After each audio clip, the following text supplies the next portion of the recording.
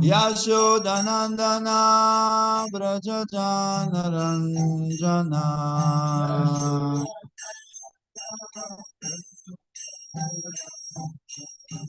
Jamunatera Vanachari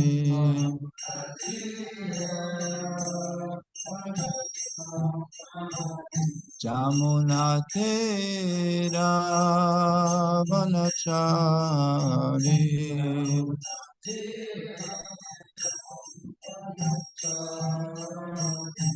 Jaya Radha Madhava Kunja Vihari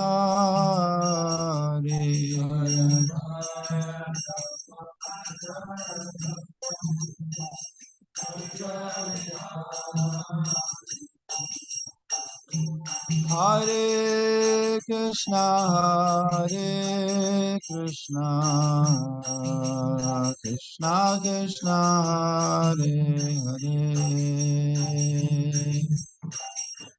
Hare Hare Rama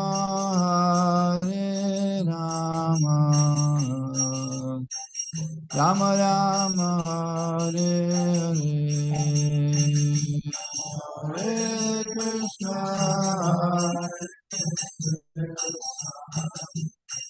Krishna Krishna Hare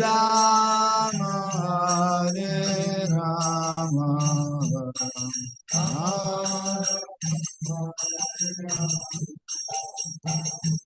Hare Krishna Krishna Krishna Hare Hare Hare Rama Rama Rama Hare Hare Hare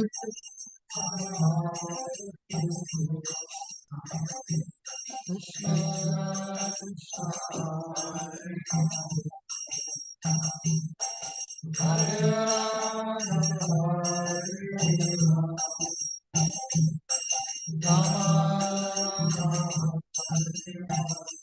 Jaya Radha Madhava Kunja Bihari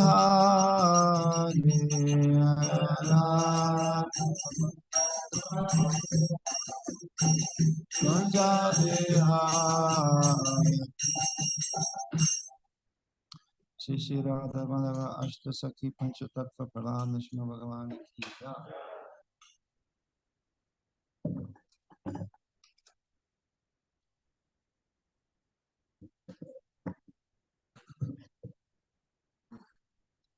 Om Namo Bhagavate Vasudevaya.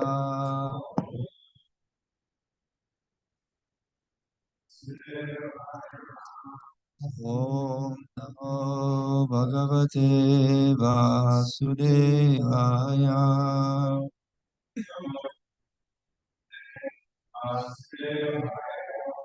Om Namo Bhagavate Vasudevaya. Om Namo Bhagavate Vasudevaya.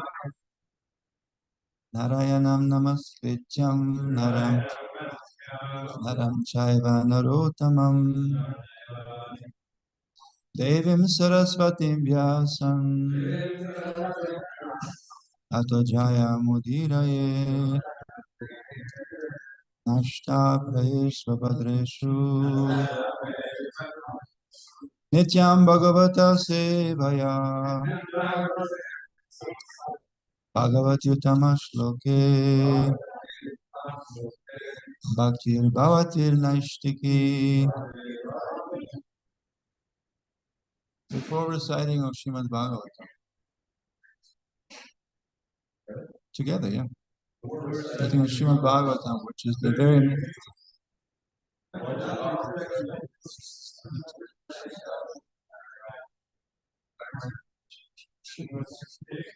By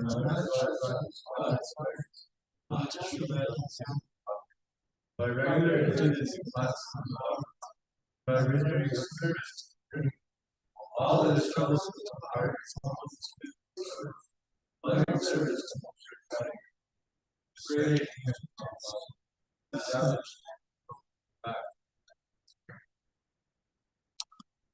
Hare Krishna. Good morning, devotees. Another day in paradise. Another fun-filled day in the Hare Krishna. Another fun-filled day in the Hare Krishna book. Yes. So today we're going to cover a wonderful section continuing the 29th chapter of the third canto. We're going to cover the purport of 18 and the text or the section of the text is from 15 to 20. Okay. I'll start. You want to start, Prabhu? Wait. Yes. The devotee must execute his prescribed duties, which are glorious without material profit. Without excessive violence, one should regularly perform one's devotional activities.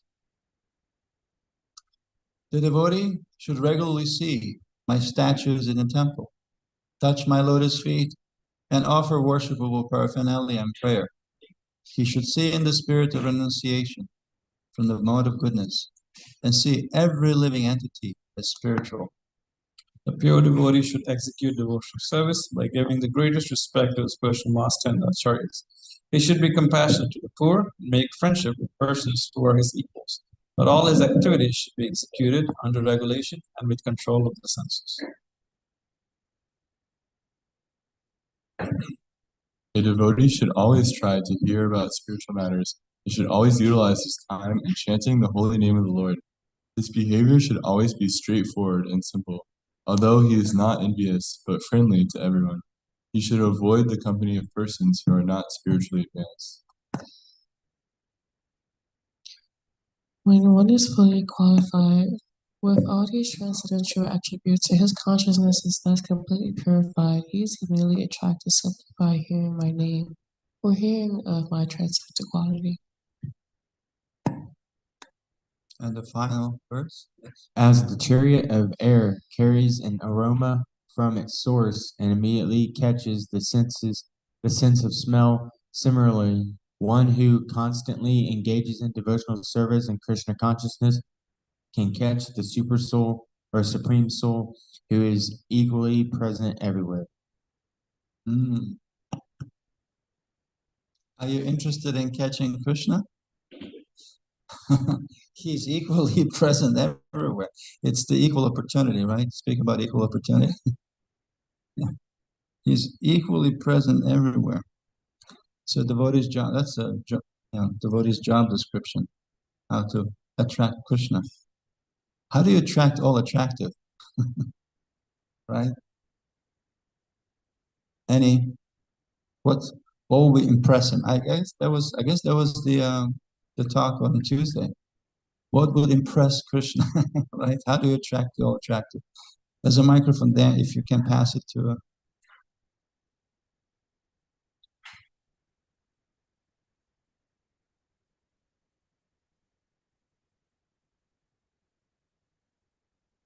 It's not working? It is. Oh no, go ahead. Okay. So by raising up our consciousness to the same platform where Krishna is at, by chanting his holy names and hearing his pastimes, talking about them, taking prasadam, chanting and dancing in ecstasy, so forth and so on. And Krishna is attracted by devotional service. He's attracted by devotional service, yes, sir. Hare Krishna. The only thing that can impress Krishna is bhakti, right? Without bhakti, yeah, okay. Can we have a microphone? Without bhakti, Krishna is not impressed, no matter how impressive our offering we think might be. And I was thinking, Krishna doesn't keep it a secret from us. he says it straight up. Some people say, "Oh, show me God." Well, Krishna says how you can see Him, and He also says how you can satisfy. Offer me a leaf or water, and do it with love. I will accept it. So it's not a secret. It's there. We just have to follow Krishna's instructions of how to see Him or how to serve Him. That's right. That's right. Offer me a water, a leaf, a fruit. Very simple. Who was that? Was it Vidura? Krishna was on the way to the big feast that Duryodhana has arranged. Big feast, top chefs, top cooks, so many preparations. So on the way but Krishna knew that Duryodhana had some ulterior motive. But anyway, he went. But on the way there, he stops by, was it Vidura? Yeah. Vidura's small, very humble hut.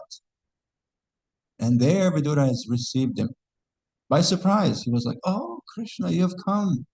Please have a seat." Didn't have much.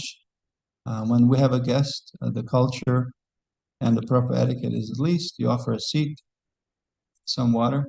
Gopal likes to offer water, right? You always offer water. And some kind words. So welcome, swagatam. Welcome, have a seat, and some water. Anybody can afford that, right? A water is easily available. But he also happened to have some bananas. And he was so excited to receive Krishna and that Krishna has come that he was peeling the bananas, offering the peels, and throwing away the bananas. That's how excited he was. In our jargon, we'll call that space out, right?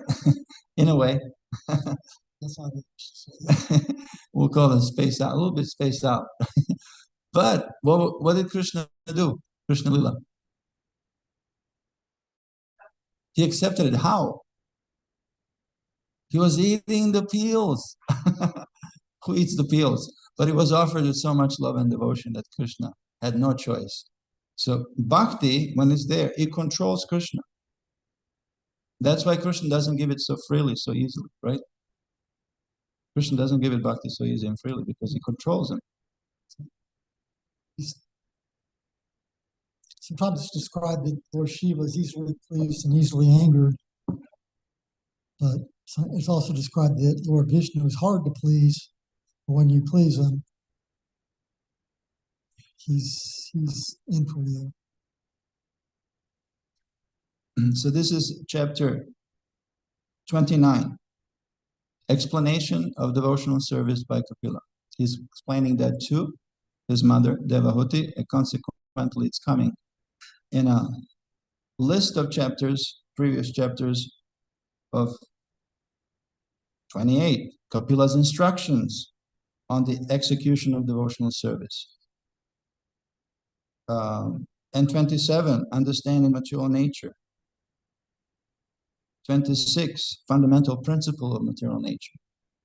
So there's a progression, right? Unless we understand this world and our situation in this world, it would be very difficult to understand the principles of devotional service or have that impetus. Why? Why should I engage in devotional service? Yesterday we had a question at Plaza. Why should one serve Krishna?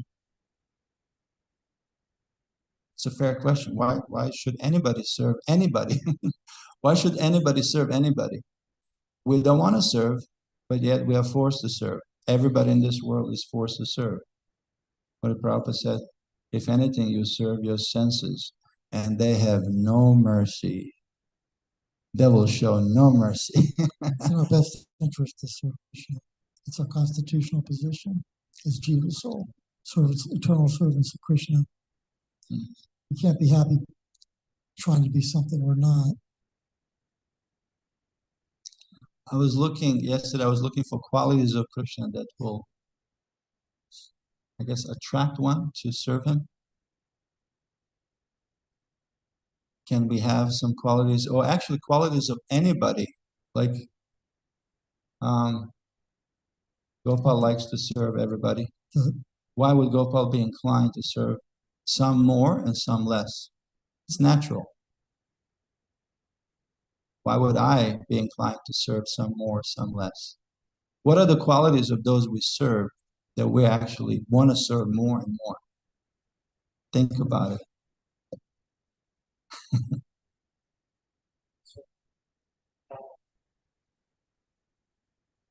And what are those qualities?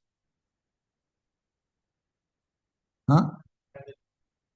Friendly. Okay, that's one. We have three. I have three in mind. So friendly to friend. He's a good friend. Yes, that's one. There's two more. Okay, let me help you. Would you serve somebody who's ungrateful? Krishna is very grateful. He's supremely grateful. Right? And we have third one. The third quality, he's also very affectionate. He's very kind. You're not inclined to serve anybody. I don't know who that is. I don't care who that is. If they're ungrateful, they're not kind, they're not friendly. But yet, in this world, we are forced. We are forced to serve our boss. We are forced to serve so many things. Yesterday, we met a professor of math. I don't know. Anybody know his name? I forgot his name. Anyway, he's a very interesting character.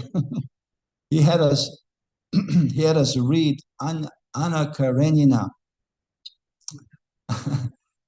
which of one paragraph that he was very, very impressed. Apparently, he believes Anna Karenina was bipolar, but at that time there was no diagnosis of that. So everybody just accepted her as something that it's very flamboyant or interesting. But there was a paragraph where Anna Karenina speaks about how, look at this world. Everybody's hating everybody. Confirmed. Look, and this cab driver, I guess at that time, early 1900s, cab drivers were horse buggies also probably. This cab driver is hating this guy, and this guy is hating. But we understand that we see the world with our own prism, right? With our own spectacles. So if we see hate everywhere, that means within our heart there is some pain, a lot of pain, and some hate. If we see love and opportunity for goodness everywhere, that means our heart is filled with that. What is the mantra? You spot it, you got it, right?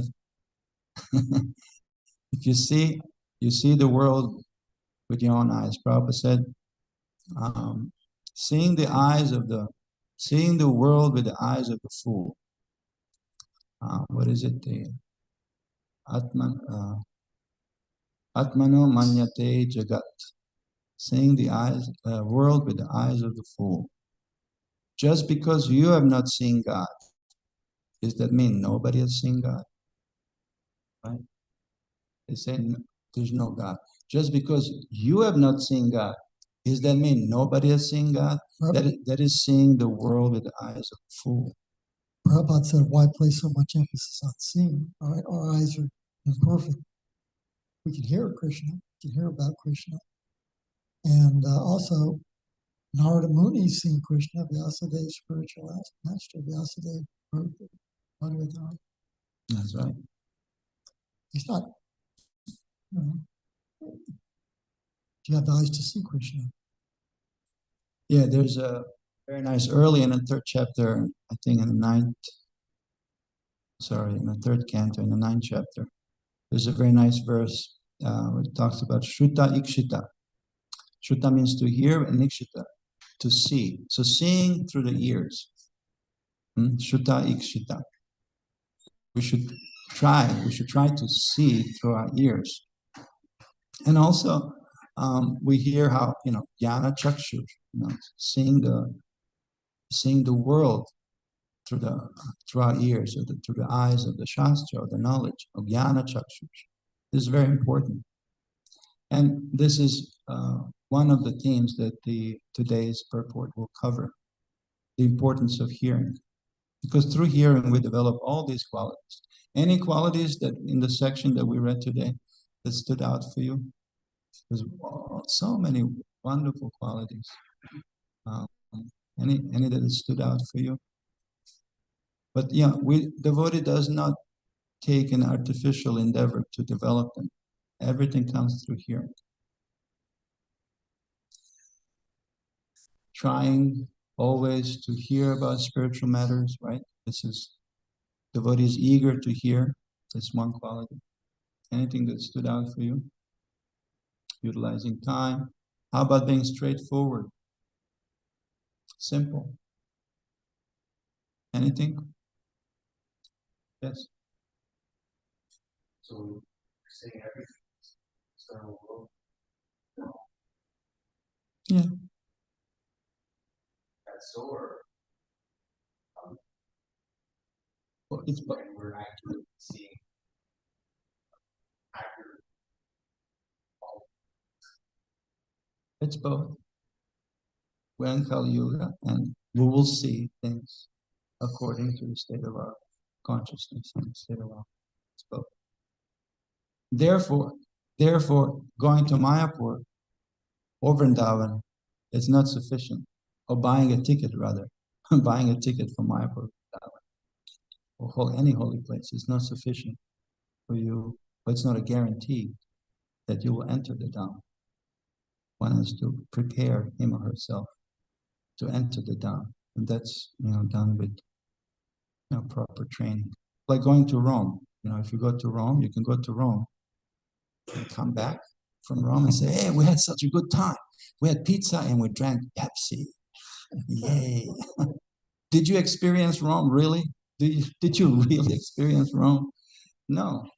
There's so much more. There's so much more. You didn't even scratch the surface. So proper preparation and training and proper consciousness is required, because you will see and you will be attracted based on your state of consciousness. Yes, Prabhu. This harkens back to his question, should take us back to earlier in Kapila Dev's instructions to his mother, where he talks about how we can only see within the field of our own consciousness. Prabhu, there's a couple of places where Prabhupada says everything that we experience of the material world, we experience within ourselves. And he talks about how the disease is in our mind. And that's where Maya lives, actually. The covering is in our consciousness. It's not out there. And so you're only going to see what you are carrying around in your own consciousness, basically. You spot it, you got it. You spot it, you got it. Yeah, and everywhere you go, you carry your own forehead, so it's going to look that way. You can't do a geographical fix or something like that. You can It has run. to be internal. Yeah, you can run, but you can't hide. Yes, that's right. So in the beginning, we may look inside of our hearts and say, I don't see any of these qualities. Maybe we see, really ugly things. But again, going back to Kapila Dev's earlier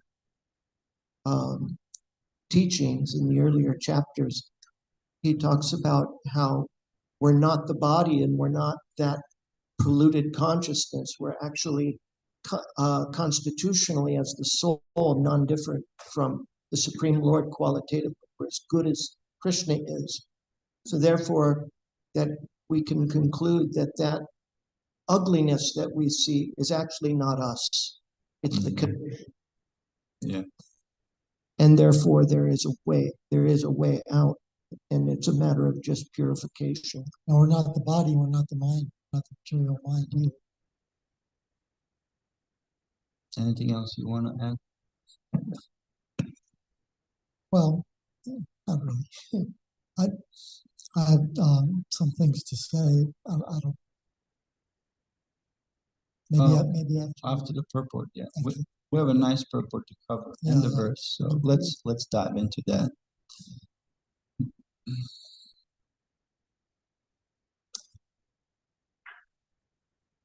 Adhyatmikanu shravanam Adhyatmikanushravanam. Adhyatmikanushravanam. Nama Sankirtanachame. Nama Sankirtanachame. Nama Sankirtanachame. Arjavenarya Sangena. Arjavenarya Sangena. Arjavenarya Sangena. Nirahankiraya tata. Nirahankriyaya tata. Nirahankriyaya tata. Adhyatmikanushravanam. Nama Sankirtanachame. Arjavenarya Sangena. Nirahanya Kriyaya Tata.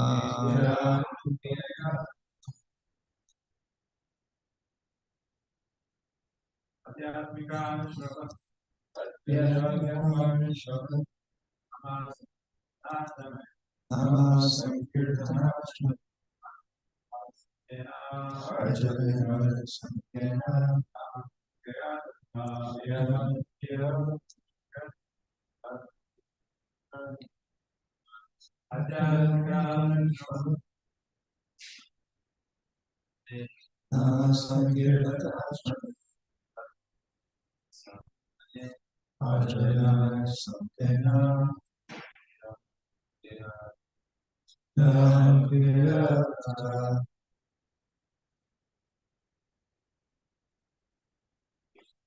Anybody else?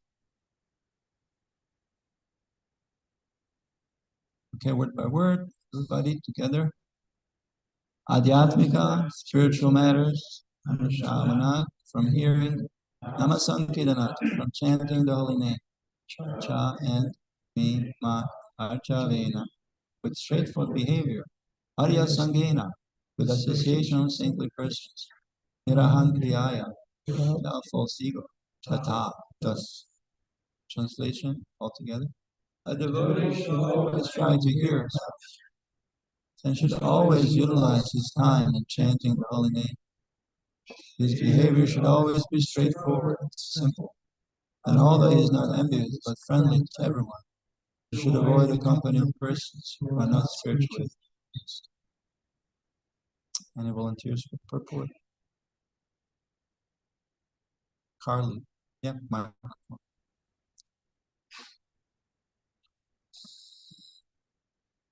In order to advance in spiritual understanding, one has to hear from authentic sources about spiritual knowledge.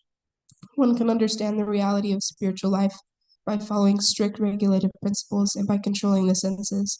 To have control, it is necessary that one be nonviolent and truthful, refrain from stealing, abstain from sex life, and possess only that which is absolutely necessary for keeping the body and the soul together. One should not eat more than necessary. He should not collect more paraphernalia than necessary. He should not talk unnecessarily with common men, and he should not follow the rules and regulations without purpose. He should follow the rules and regulations so that he may actually make advancement.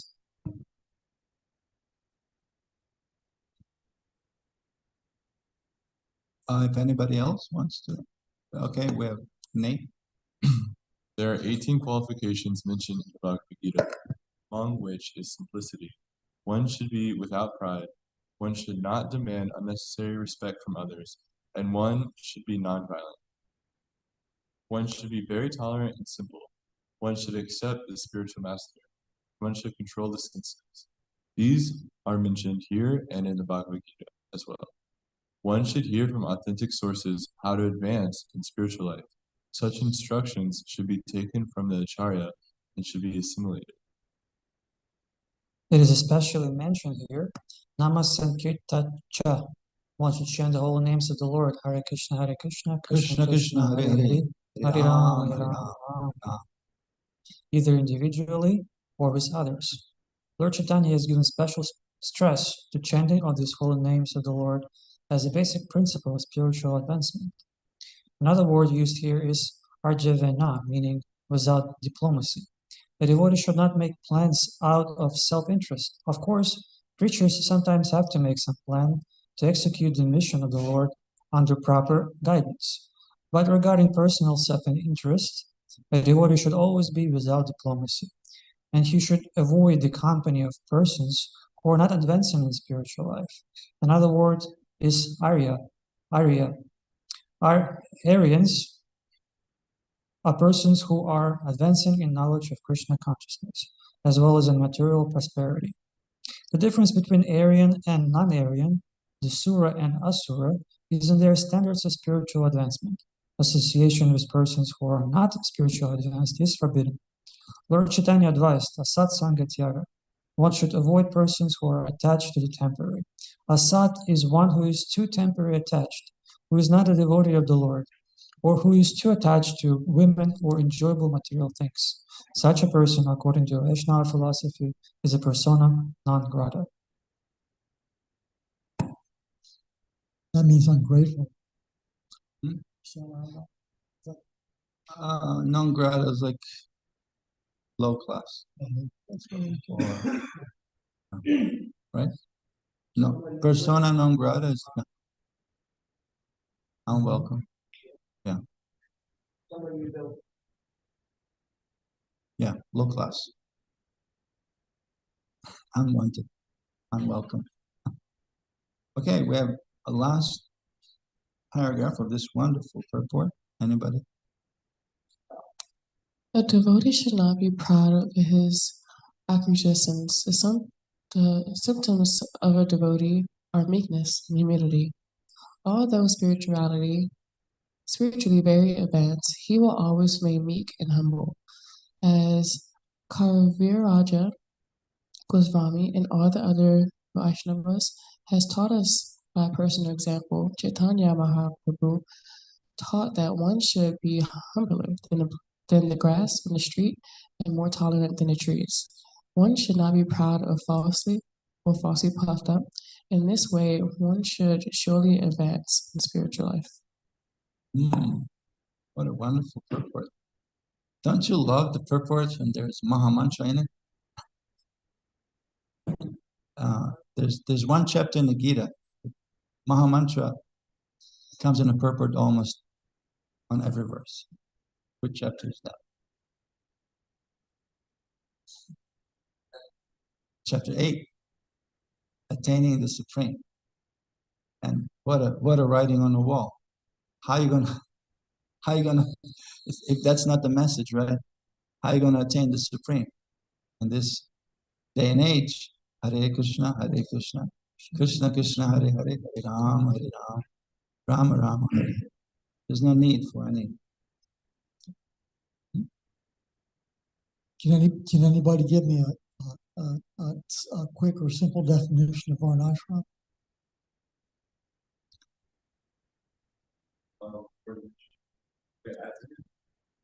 Four divisions of and also Spiritual life.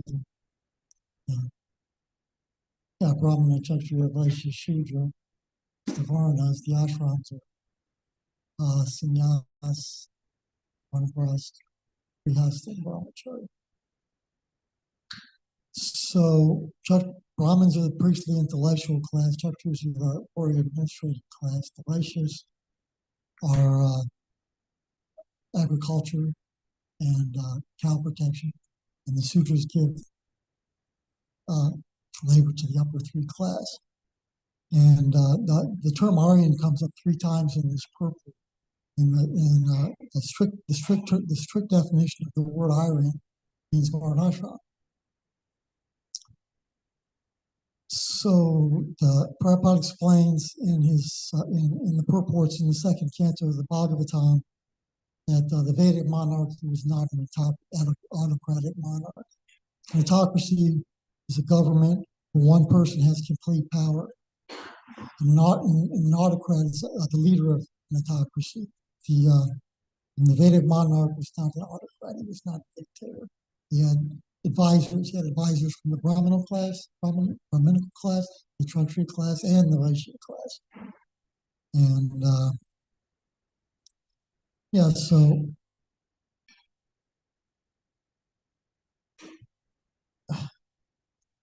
Bhaktisiddhanta explains that Krishna is the transcendental autocrat. He's really the only one with complete power and complete control. The Brahmanas gave advice, the Kshatriyas gave advice, the Vaishyas gave advice, but they weren't paid, especially the Brahmanas weren't paid. So they didn't have a vested interest in the outcome. Unlike lobbying that goes on in DC, where these big corporations and big interests pump millions of dollars into the government to get favorable laws passed in their favor. It wasn't like that. ISKCON, the International Society for Krishna Consciousness, is the real United Nations. We have every caste, color, creed, nationality, political persuasion all over the world. We have devotees. We have devotees in Russia. We have devotees in China. We have temples in Ukraine. We have temples in South America. We have temples in Africa. We have temples in Europe. We have temples in America and India. And so UF several years ago was considered one of the top 5 public universities in the country. It may still be. We have some of the most intelligent and well-educated people in the world right across the street. We're feeding them prasadam and giving them kirtan. So they're making an incredible amount of advancement. People go all over the world when they leave UF. They're gonna have high positions in society. Some of them maybe are leaders. It's actually a very important program. And so we're feeding them prasadam and they're hearing kirtan. And Prabhupada explains, he comments in one of the purports in the 7th canto, that by spreading the Sankirtan movement, Brahminical culture and Kshatriya government will automatically be revived, and the people will be extremely happy. So how do we do this? We do this by singing and chanting and dancing, simply joyful. Sing, dance, take Krishna prasadam, teach other people how to sing, dance, and take Krishna prasadam. A year or so ago, Ramadan, which is an Islamic holiday, and Passover, which is a Jewish holiday, and Easter, which is a Christian holiday, all fell on the same weekend. They should have celebrated it by singing and dancing and feasting together. Instead, they celebrated it by blowing each other up. This is the state of our world today. So I could go on, but anyways, sing, dance, take Krishna prasadam, teach other people how to sing, dance, and take Krishna prasadam, and maybe we can fulfill the statement, Srila Prabhupada, Savior of the whole world. That's all, I guess, for now. I have a question for you, Okay. Gopal. In the purport, Prabhupada's talking about Aryan, Aryan race. Yeah, Aryan basically means varnashram. It's not the Hitler's Aryan. Hitler took the swastika from the Vedas. Hitler took the swastika out of the Vedas. He turned it around backwards. He corrupted the whole thing. It's based on work and qualification, action and qualification, not on birth. Birth has nothing to do with it. The son of a high court judge may have a better chance to become a high court judge, but it doesn't automatically make him a high court judge. You have to develop the qualifications. So as Krishna says in the Gita, by guna and karma. Yeah, Well, work and qualification, action and qualification. Quality and by our work. Not by birth. And these people who are claiming to represent the Aryan culture follow no religious principles. How can they claim to represent the Aryan? I don't want to go into parties. Any other questions for Gopal or comments based on what we've heard today? I have a question. When Prabhupada brings up the Bhagavad Gita in the purport, like in the Bhagavad Gita, and it doesn't disclose where in the Gita, it begs the question, right? I want to know where in the Gita. Did you catch that? It's the list of qualities. There's the second paragraph, I think second paragraph, or it says in the Gita there's a list of qualities, and I think he names the number 13, 18. 18 qualifications. For what? What are these qualifications for what? No, go a little higher. Oh, just last sentence of the previous paragraph. He should follow the rules and regulations so that he might actually make advancement. So these are qualifications for making advancement, right? If you follow the thread.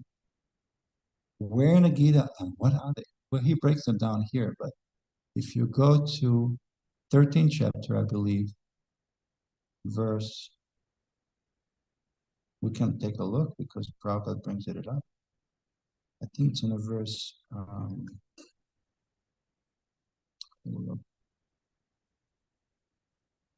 8. Yeah, 13th chapter. There's actually a set of verses, 8 to 12. Let's look at those. And this is what Prabhupada is referring to. Qualities. Let's do Sanskrit. No, don't. So let's read this together. Let's read this together. Humility, pridelessness, non-violence, tolerance, simplicity, approaching a bona fide spiritual master, cleanliness, steadiness, self-control, renunciation of the objects of sense gratification, absence of false ego, perception of evil of birth, death, old age, and disease, detachment, freedom from entanglement with children, wife, home, and the rest, even-mindedness with pleasant and unpleasant events, constant and unalloyed devotion to me, aspiring to live in a solitary place, detachment from the general mass of people, accepting the importance of self-realization, and philosophical search for the absolute truth. All these I declare besides this. Whatever there might be besides this, it's of no value, right? It's ignorance. What a list. What a homework.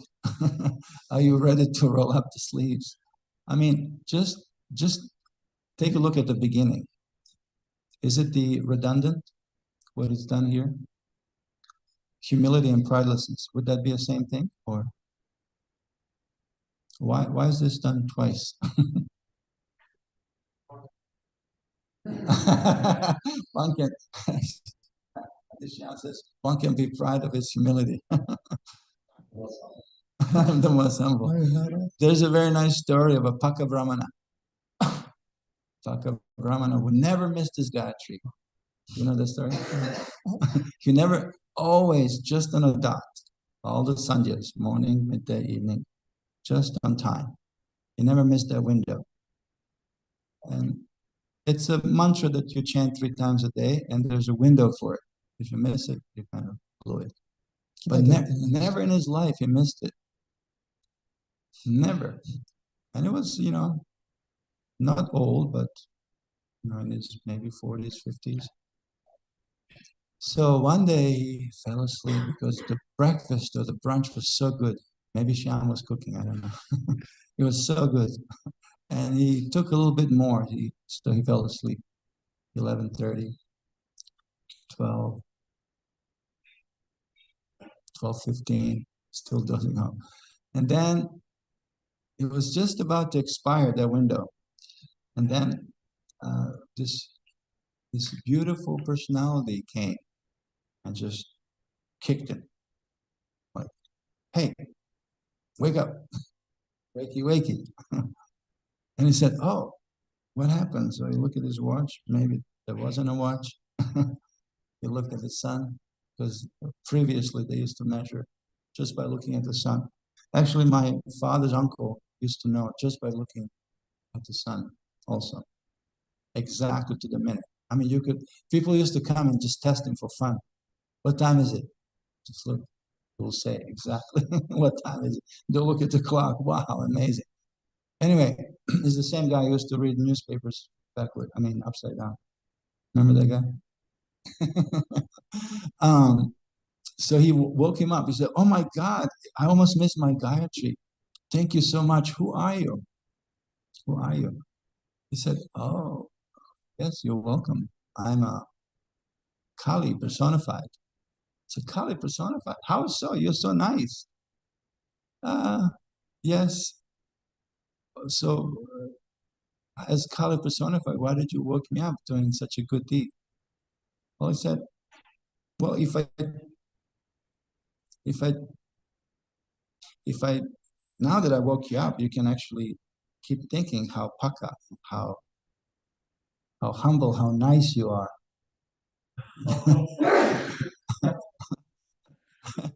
But if I didn't wake you up, it would be a very humbling experience for you, and therefore I prevented that, so you can keep thinking of yourself so nicely, so highly. I'm so humble. I'm so humble that I'm proud about it. Vanity has many, many faces. It can really be subtle. But we are so lucky that as devotees, and today, or these days, there are millions of people in Jagannath Puri. They're celebrating Lord Jagannath. We're so fortunate that Lord Jagannath, the Lord of the universe, actually is accommodating service of which we can be proud of. Proud of our